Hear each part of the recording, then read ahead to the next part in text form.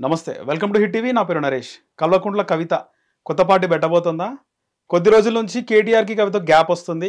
ఈ నేపథ్యంలో కవితకు రేవంత్ రెడ్డి సపోర్ట్ చేస్తుండో, మరోవైపు హరీష్ రావుతో కూడా రేవంత్ రెడ్డి మాట్లాడినాడు. పార్టీ 2 లేదా 3 ముక్కలుగా చీల్చే అవకాశం ఉందని కూడా తెలుస్తుంది. ఇదే విషయం మాట్లాడదాం. మనతో పాటు ప్రముఖ సామాజికవేత్త కృష్ణకుమారి గారు ఉన్నారు, మాట్లాడదాం. మేడం నమస్తే. మేడం ముఖ్యంగా మీరు కూడా వినుండొచ్చు న్యూస్, కేటీఆర్కి కవితకు పడట్లేదు. మరోవైపు హరీష్ రావు కూడా రీసెంట్గా ఆయన బయటకు వచ్చి ఒక పెద్ద స్టేట్మెంట్ అనుకోవచ్చు మేడం, నేను కేటీఆర్ కింద పనిచేయడానికి రెడీగా ఉన్నాను అని చెప్పి ఆయన మాట్లాడినట్టు. నిజంగా ఆయన మాట్లాడిన మాటలు కానీ ఈ కవిత కూడా ఆమెకు సెట్ అవ్వకుండా బయటకు వచ్చి పార్టీ పెట్టే అవకాశం ఉందంటారా మేడం? ఏమో గుర్రం ఎగరవచ్చు. ఇప్పుడు పార్టీ పెట్టిన ప్రతి వాళ్ళు ముఖ్యమంత్రి అవ్వాలి అని లేదు ఎక్కడ. ముఖ్యమంత్రి అవ్వాలని ఉద్దేశం కూడా ఉండకపోవచ్చు. కానీ వాళ్ళకి ఇష్టం లేని వాళ్ళు ముఖ్యమంత్రి అవ్వకుండా చేయడం కోసం కూడా పార్టీ పెట్టచ్చు, చెడగొట్టడానికి కూడా. ఇప్పుడు నాకు మంచి జరిగినా పర్వాలేదు, జరిగినా జరగకపోయినా పర్వాలేదు, రెండో వాడికి మంచి జరగకూడదు అనే ఒక తత్వం మనిషిలో ఉంటది. అదే ఇప్పుడు ఆమెని ఆ విధంగా నడిపిస్తుందేమో. అంటే లిక్కర్ స్కామ్ విషయంలో బహుశా బీజేపీ వాళ్ళతోటి సరి అయిన మంతనాలు జరిపి తనని అతి త్వరగా జైల్లోంచి తీసుకొచ్చేలాగా చేయలేదు అనే ఒక కోపం కవితకు ఉండుండొచ్చు. ఓకే. అయితే మరి ఒకవేళ ఆమె లాబీ చేసుకొని నేను బీజేపీకి సహకరిస్తాను అనే ఒక మాటతోటి ఆమె బయటకు వచ్చి ఉండొచ్చు. ఇప్పుడు కేసీఆర్ పార్టీని అంటే టీఆర్ఎస్ పార్టీని అస్థిరపరిస్తే, సుస్థిరపరచకుండా అస్థిరపరిస్తే గనక లాభం ఎవరికి? బీజేపీ పార్టీకి. అవును మేడం. ఇప్పుడు ఈ పార్టీలో నుంచి కాంగ్రెస్లోకి వెళ్ళలేని వాళ్ళు బీజేపీలోకి వెళ్తారు. అందుకోసం ఈ బీజేపీకి ఏజెంట్గా పనిచేసిన ఆశ్చర్యపోకర్ల కవిత. ఈ ప్రాసెస్లో ఇప్పుడు ఒకవేళ ఇలాంటి అస్థిరపరిస్తే గనక నాకెలాగూ నా పరిస్థితి ఎలాగో బ్యాడ్ అయిపోయింది, బాగున్న అన్న పరిస్థితి ఏదో బాగుంది, ఒక ప్రతిపక్ష నాయకుడుగానో లేకపోతే నెక్స్ట్ సీఎం అనే ఏదో ఒక ఆశ ఆయనకైతే ఉంటది కదా. ఆ ఆశ ఎందుకు ఉండాలి, నేను అవ్వంది రెండో వాళ్ళు ఎందుకు అవ్వాలి అనే తత్వంతో ఆమె చేయొచ్చు ఒకటి. రెండోది, తనకి కూడా ఒక అస్తిత్వం కావాల్సిన పరిస్థితి వచ్చినట్లుంది. ఒకప్పుడు ఆమె అస్తిత్వం ఏంటి? తెలంగాణ జాగృతి. ఈ తెలంగాణ జాగృతిని పక్కన పెట్టేసేసి తెలంగాణ వచ్చిన తర్వాత ఆమె అస్తిత్వం ఎక్కడ చూసుకుంది? పార్లమెంటరీ రాజకీయాల్లో ఆమె అస్తిత్వాన్ని చూసుకుని ఎన్నికల్లో పోటీ చేసింది, గెలిచింది, తర్వాత ఓడింది, తర్వాత ఎమ్మెల్సీ అయ్యింది. అయినప్పటికీ కూడా ఈ మొత్తం ఎపిసోడ్లో ఎక్కడ ఆమెకు తెలంగాణ జాగృతి కనిపించలా, ఎక్కడ అసలు దాన్ని పక్కన పడేసేసింది. కానీ ఆ జాగృతికి ఒక ప్రత్యేక జెండా కూడా ఉంది కదా మేడం.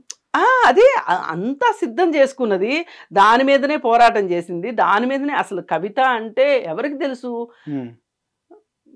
కల్వకుంట్ల కవిత కేసీఆర్ కూతురు, తెలంగాణ జాగృతి. ఆమెకున్న అస్తిత్వం అదే కదా జాగృతి.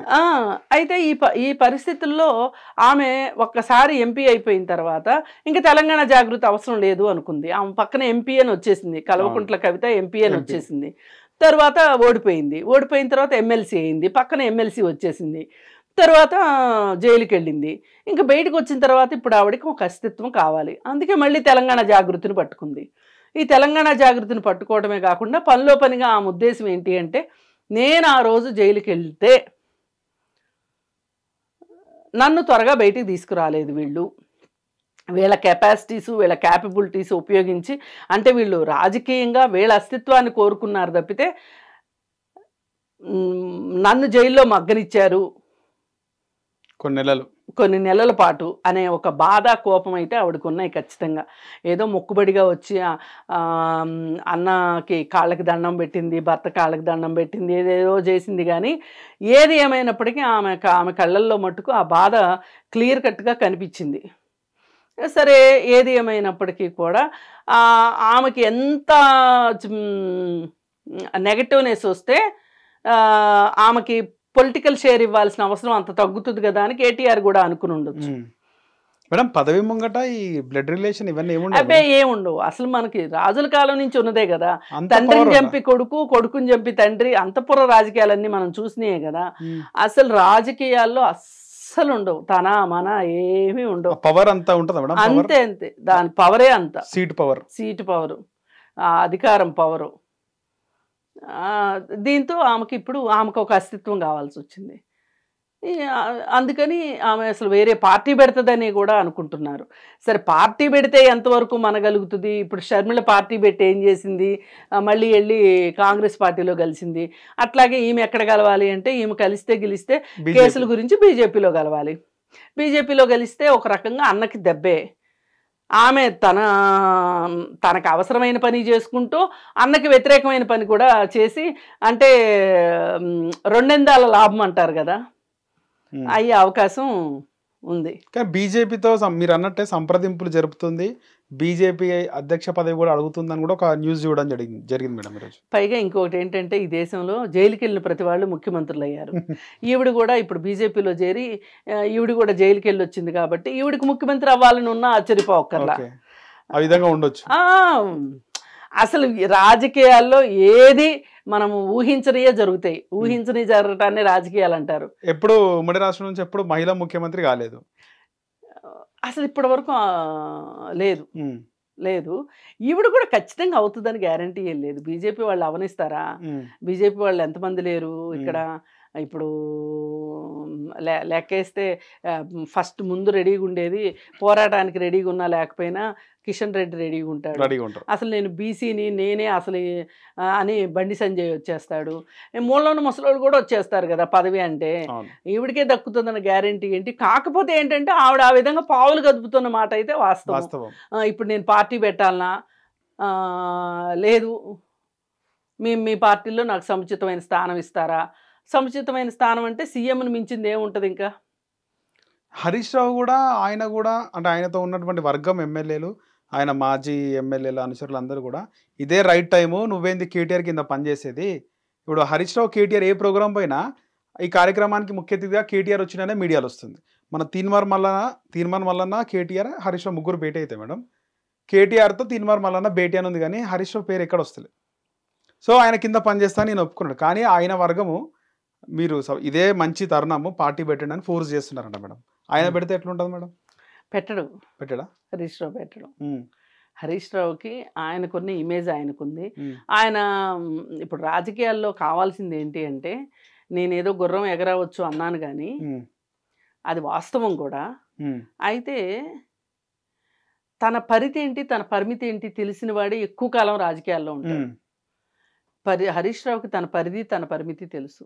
లేకపోతే అసలు ఎప్పుడోనే చేయగలిగి ఉండే గనక ఒక రకంగా నంబర్ 2 హరీష్ రావే. కేసీఆర్ తర్వాత హరీష్ రావే. కానీ మధ్యలో సంతోష్ కుమార్ వచ్చి చేరాడు. ఇలా చాలా ఈక్వేషన్స్ వచ్చేసినాయి. ఈ ఈక్వేషన్స్ వచ్చిన దరిమిలా నా శక్తి ఏంటి, నా బలం ఏంటి, నా బలహీనత ఏంటి, నా స్ట్రెంగ్త్ నేను ఎక్కడ చూపించుకోవాలి అనే విషయంలో హరీష్ రావుకి తెలిసినంతగా వీళ్ళకి ఎవరికీ తెలియదు. హరీష్ రావుకి తన వ్యక్తిగతమైన ప్రతిష్ట ఉంది. కేటీఆర్కి వ్యక్తిగత ప్రతిష్ట ఎక్కడుంది? టీఆర్ఎస్ ప్రతిష్టే కేటీఆర్ ప్రతిష్ట. కేటీఆర్కి వ్యక్తిగతంగా ఏమీ లేదు.